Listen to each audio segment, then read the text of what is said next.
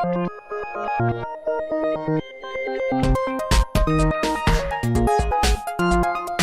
and welcome to the weekly knockout for the week ending 4th June 2016. This week's biggest news stories are Skylanders Imaginate has been announced and some game called NBA 2K17.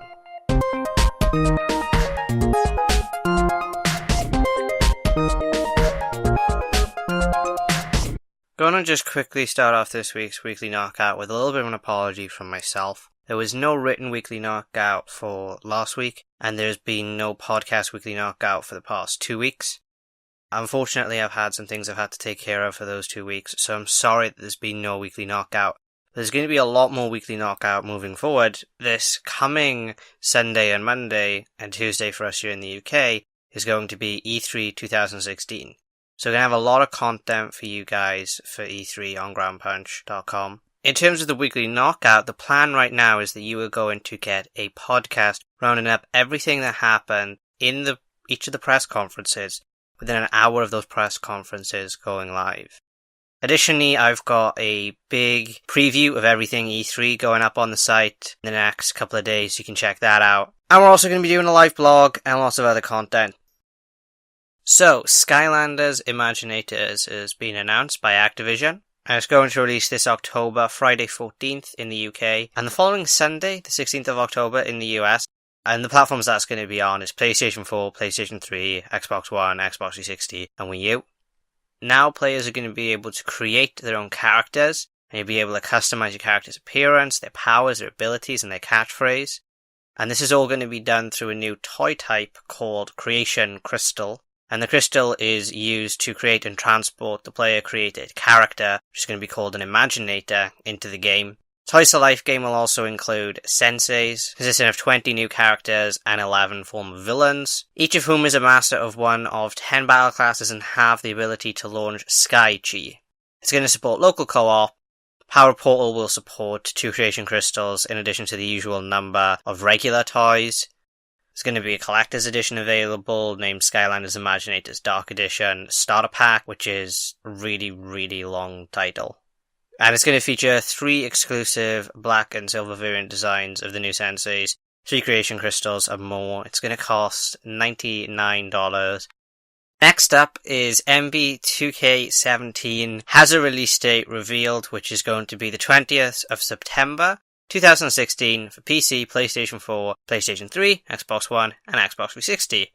They've also released who's going to be on the cover for the various releases of the game. There's going to be 3 releases: the standard release, Legend Edition, which will retail for $80, and then also the Legend Edition Gold, which is going to be $100. And there's 2 different people on the covers depending on which version you go for. I know absolutely nothing about basketball. I'm not even sure what NBA is about basketball, but I'm guessing it's about basketball. So, unfortunately, Weekly Knockout is a bit useless for you if you want more details about NBA 2K17. The next announcement is one of the weirder ones that I've covered on the Weekly Knockout. Studio Ready at Dawn, who's responsible for the Order 1886 and some PSP God of War games before that, has revealed its next game, Deformers, which is an arena combat game where, if you watch the trailer, you basically control blobs. They're calling them forms, but they're blobs with maybe spikes. You can check that trailer out on groundpunch.com, you can check it out on the video service of your choice, but I would urge you to just see just how weird this game is. There's no release date for Deformers as of yet, although it will release on PC, PlayStation 4, and Xbox One. It's worth noting that the game is being published by Game Trust, GameStop's publishing arm. Now, for those of you who are concerned that this means we're not going to see a sequel to the Order 86, the current set of rumors is that they are working on 3 different games. So, one of those games is a sequel to Order 86. One of those games is going to be multi-platform, and then the other is going to be this GameStop published game. Now, for the 4th story of the week, Fallout 4 mod support is 50 times more popular on Xbox One than PC. This is according to a tweet that the Bethesda Twitter account tweeted out.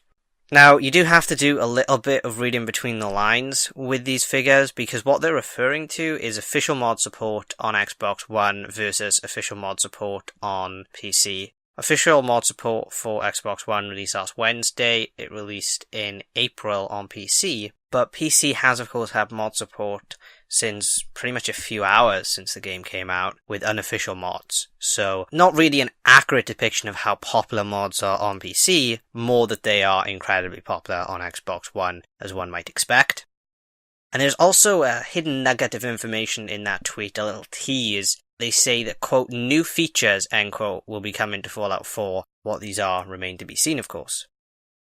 And the final major news story for the week, Mafia 3 Collector's Edition has been detailed, and it's going to include 2 180-gram vinyls, collectible art prints, art book, Lincoln Clay dog tags, foul leather coasters, and finally the season pass.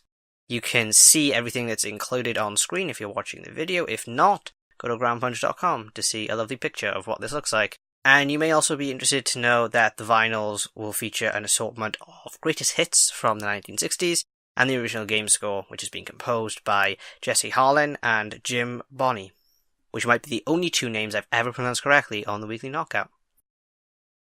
And this week, it's a new segment for the Weekly Knockout, the sad news of the week. Unfortunately, we've had some not so pleasant news, although this news, it isn't sad for gaming per se, rather just tragic for humanity, really. EA CFO Blake Jorgensen, back to not pronouncing names, has revealed that EA was, quote, worried that many of the younger consumers out there didn't know there was a World War I, a World War II, or a Vietnamese War.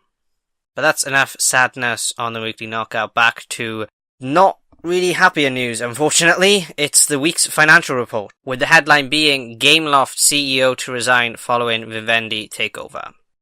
So this next story is quite dense. It's a lot of financials, it's a lot of economics, it's a lot of business, but I'll try and keep it sharp, short, and sweet.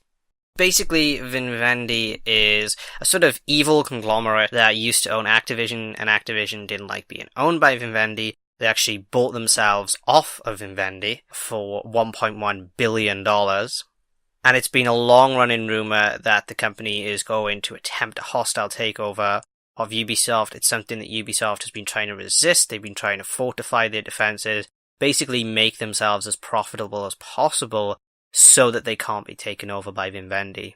Now, Ubisoft is run by members of the Guillemot family, and one of the brothers of the Guillemot family was CEO of Gameloft, and Gameloft is now owned by Vivendi. They initiated and were successful in a hostile takeover.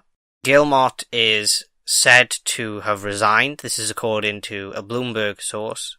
He was previously CEO of Gameloft, and he is apparently going to be joining his brothers in attempting to fend off a Vivendi hostile takeover of Ubisoft, something he was trying to achieve at Gameloft but unfortunately failed at. And a couple of numbers for you just to see how the situation is shaping up at Ubisoft. The Guillemots control 15% of the votes in Ubisoft, with Vivendi owning 80% of its capital and demanding board representation. So there's some tumultuous things happening behind the scenes at Ubisoft. And personally, I'm hoping that they can fend off this takeover. I don't want to see Ubisoft owned by Vivendi. I want them to have more autonomy than that. And it wasn't a great partnership between Vivendi and Activision when that was in place. But this next story is legitimately good news. Minecraft sales surpassed 100 million copies during its lifetime. You can go to groundpunch.com if you're listening to any of the audio forms. You can read it to find out about how many copies in Antarctica and what country it would be if it had a population. Just check it out for yourself because it really is quite incredible. And of course, congratulations to everyone involved with Minecraft at Mojang, past and present.